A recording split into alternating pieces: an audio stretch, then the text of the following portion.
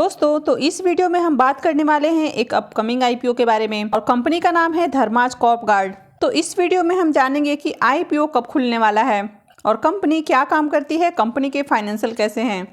तो चलिए वीडियो को शुरू करते हैं। नमस्कार दोस्तों, आप सबका आपके अपने यूट्यूब चैनल इन्वेस्टिंग विद रेखा में बहुत बहुत स्वागत है। तो अगर आईपीओ के बारे में बात की जाए तो अब तक आईपीओ की फाइनली डेट अनाउंस नहीं की गई है, लेकिन अगर इसके टेंटेटिव डेट की बात करें तो आईपीओ उम्मीद किया जा रहा है कि 22 नवंबर को खुल सकता है और ये 24 नवंबर को क्लोज हो सकता है। और आईपीओ के इशू साइज की बात करें तो आईपीओ का इशू साइज मात्र 300 करोड़ रुपए का होने वाला है और प्राइस बैंड 565 रुपये एक्सपेक्ट किया जा रहा है। तो अगर कंपनी के कुछ बेसिक से डिटेल्स की बात करें तो कंपनी 2015 में ही इनकॉर्पोरेट हुई है और ये जो कंपनी है ये एक एग्रोकेमिकल कंपनी है। कंपनी एग्रोकेमिकल फॉर्मुलेशन जैसे कि insecticide, fungicides, herbicides, plant growth regulators, micro fertiliser, antibiotics, तो ये सब इनके जितने भी केमिकल्स हैं तो इनकी ये मैन्युफैक्चरिंग, डिस्ट्रीब्यूटिंग और इनकी मार्केटिंग करती है। कंपनी अपना बिजनेस B2B और B2C दोनों सेगमेंट में करती है। अब कंपनी यहाँ पर फसल के प्रोटेक्शन के लिए भी सॉल्यूशन बनाती है ताकि किसान ज़्यादा से ज़्यादा फसल का उत्पादन करे और ज़्यादा से ज़्यादा वो प्रॉफिट कमाए। कंपनी अपने प्रोडक्ट की 20 से ज़्यादा देशों में एक्सपोर्ट करती है जैसे कि Latin America, east Africa countries, middle east और फार ईस्ट एशिया इसमें शामिल हैं। अब कंपनी के प्रोडक्ट की बात करें तो कंपनी के पास अभी 196 से ज़्यादा प्रोडक्ट हैं और इनके कस्टमर बेस की बात करें तो इंडिया के साथ साथ इनके इंटरनेशनल मार्केट में 600 से ज़्यादा कस्टमर्स हैं। और वहीं नवंबर 30, 2021 तक की बात करें कंपनी अपने प्रोडक्ट को 20 देशों के 60 से ज़्यादा कस्टमर्स को एक्सपोर्ट करती है। कंपनी का मैन्युफैक्चरिंग यूनिट गुजरात के अहमदाबाद में स्थित है। कंपनी यहां पर अपने मैन्युफैक्चरिंग के साथ साथ रिसर्च एंड डेवलपमेंट भी करती है। अब नवंबर 30, 2021 तक इंडिया में कंपनी के 8 स्टॉक डिपोज हैं और इनके 3700 डीलर्स हैं जिनके जरिए ये अपने ब्रांडेड प्रोडक्ट को 12 स्टेट्स में बेचती है। अब कंपनी के फाइनेंशियल की बात करें तो सबसे पहले हम इसके टोटल एसेट को देख लेते हैं। तो फाइनेंशियल 19 में कंपनी का टोटल एसेट हो जाता है करीब 47 करोड़, 20 में 92 करोड़, 21 में 128 करोड़ और फाइनेंशियल 22 में 31 अक्टूबर तक इसका टोटल एसेट हो जाता है 194 करोड़। वहीं पर अगर इसके रेवेन्यू को देखें तो फाइनेंशियल 19 में कंपनी का रेवेन्यू ऑलमोस्ट 140 करोड़ है, 20 में 199 करोड़, फाइनेंशियल 21 में 303 करोड़ और फाइनेंशियल 22 में 31 अक्टूबर तक इसका टोटल रेवेन्यू हो जाता है 228 करोड़।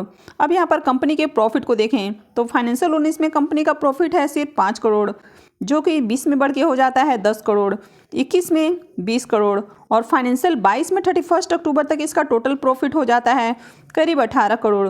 अब कंपनी के नेटवर्थ की बात करें तो फाइनेंशियल 19 में कंपनी का नेटवर्थ है 10 करोड़, 20 में 35 करोड़, 21 में 56 करोड़ और फाइनेंशियल 22 में इसका अब तक का टोटल नेटवर्थ हो जाता है करीब 74 करोड़। अब कंपनी के ऊपर कर्जे की बात करें तो फाइनेंशियल 19 में कंपनी के पास 20 करोड़ 35 लाख का कर्ज है जो कि 20 में हो जाता है 20 करोड़ 18 लाख, 21 में हो जाता है 26 करोड़ 92 लाख और फाइनेंशियल 22 में 31 अक्टूबर तक इसका जो टोटल डेट हो जाता है वो हो जाता है 38 करोड़ 27 लाख। अब कंपनी के ओवरऑल फाइनेंशियल की बात करें तो कंपनी के एसेट, रेवेन्यू और प्रॉफिट में हमें अच्छी ग्रोथ देखने को मिल रही है, लेकिन साथ ही कंपनी के ऊपर डेट भी बढ़ता जा रहा है। तो अगर कंपनी के ऊपर डेट की बात करें तो वैसे तो डेट बहुत ज़्यादा नहीं है, लेकिन यहाँ पर ध्यान देने वाली बात है कि कंपनी भी काफ़ी छोटी कंपनी है। तो चलिए अब आईपीओ के ऑब्जेक्टिव ऑफ इशू की बात कर लेते हैं। तो सबसे पहला ऑब्जेक्टिव निकल कर आता है फंडिंग कैपिटल एक्सपेंडिचर। तो कंपनी यहाँ पर अपने बिजनेस को एक्सपेंड करने के लिए नया मैन्युफैक्चरिंग यूनिट लगाने वाली है। सेकेंड हो जाता है funding incremental working capital requirements, तीसरा हो जाता है रीपेमेंट और प्रीपेमेंट और चौथा हो जाता है जनरल कॉर्पोरेट पर्पस। तो कंपनी यहाँ पर अपने बिजनेस को एक्सपेंड करने वाली, अपने वर्किंग कैपिटल रिक्वायरमेंट्स को पूरा करने वाली है। साथ ही आईपीओ के जरिए जो फंड रेज होने वाला है तो उससे ये अपने कर्जों का भी भुगतान करने वाली है। तो अगर आईपीओ के डिटेल्स को देखें तो अब तक आईपीओ की ऑफिशियली डेट अनाउंस नहीं की गई है। वैसे उम्मीद की जा रही है कि आईपीओ 22 नवंबर से ओपन हो सकती है और ये 24 नवंबर को क्लोज हो सकती है। फेस वैल्यू 10 रुपये का होने वाला है और यहाँ पर आईपीओ का जो प्राइस है वो 565 रुपये होने वाला है। और आईपीओ के इशू साइज की बात करें तो आईपीओ का जो इशू साइज है वो करीब 300 करोड़ रुपए का होने वाला है, जहाँ पर 216 करोड़ रुपए के फ्रेश इशू होंगे और 84 करोड़ रुपए का करीब ऑफर फॉर सेल होने वाला है। अब ये जो आईपीओ है तो मेन बोर्ड आईपीओ है, तो इसका मतलब है कि कंपनी एनएससी बीएसई दोनों पे लिस्ट होने वाली है। ये जो कंपनी है तो प्रॉफिटेबल कंपनी है। तो यहाँ पर QIBs के लिए इसमें 50% एलोकेशन है, वहीं पर HNIs के लिए 15% और रिटेलर्स के लिए 35% का एलोकेशन रखा गया है। इसके ग्रे मार्केट प्रीमियम की बात करें तो अब तक इसकी डेट अनाउंस नहीं हुई है, तो ऐसे में ग्रे मार्केट में भी फिलहाल इसकी डिमांड नहीं है। लेकिन जैसे इसकी डेट अनाउंस होती है तो मुझे लगता है कि इसमें आपको ग्रे मार्केट में काफ़ी ज़्यादा डिमांड देखने को मिलेगी, क्योंकि जो IPO का इशू साइज है वो काफ़ी यहाँ पर हमें छोटा देखने को मिल रहा है और IPO मात्र 300 करोड़ रुपए का होने वाला है। तो ऐसे में मुझे लगता है कि इस IPO में काफ़ी ज़्यादा आपको सब्सक्रिप्शन देखने को मिलेगा, क्योंकि एक तो कंपनी यहाँ पर प्रॉफिटेबल है, साथ ही IPO का इशू साइज बहुत कम है।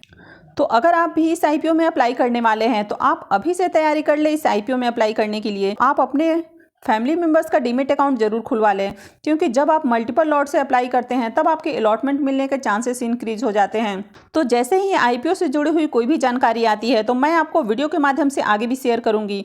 तो इसके लिए आप चैनल को सब्सक्राइब कर लीजिए, और अगर आपको ये वीडियो अच्छी लगी है तो प्लीज़ वीडियो को लाइक कर दें, और वीडियो को अंत तक देखने के लिए आप सबका बहुत बहुत धन्यवाद।